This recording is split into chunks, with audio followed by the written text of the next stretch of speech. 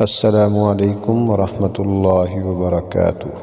محترم سامعین، امید ہے آپ تمام حضرات خیر اور عافیت سے ہوں گے۔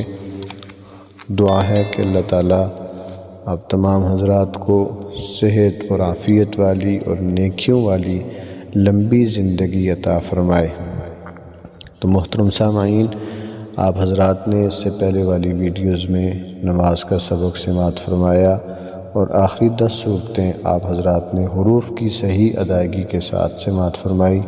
مجھے امید ہے کہ آپ حضرات کو ہماری ویڈیوز سے بہت فائدہ حاصل ہوا ہوگا۔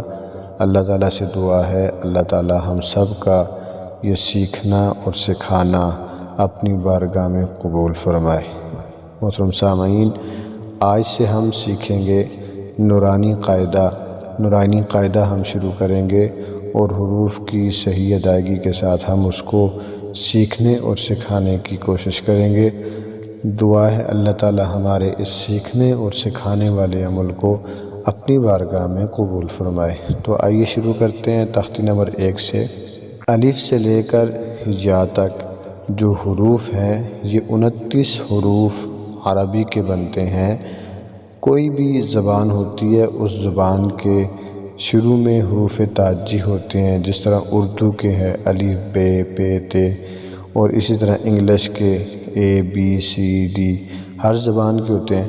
تو عربی میں قرآن مجید کے جو حروف ہیں وہ الف سے لے کر یا تک 29 حروف ہیں۔ ان حروف کو حروف تہجی بھی کہتے ہیں، ان حروف کو حروف ہجا بھی کہتے ہیں، ان حروف کو حروف مفردات بھی کہتے ہیں۔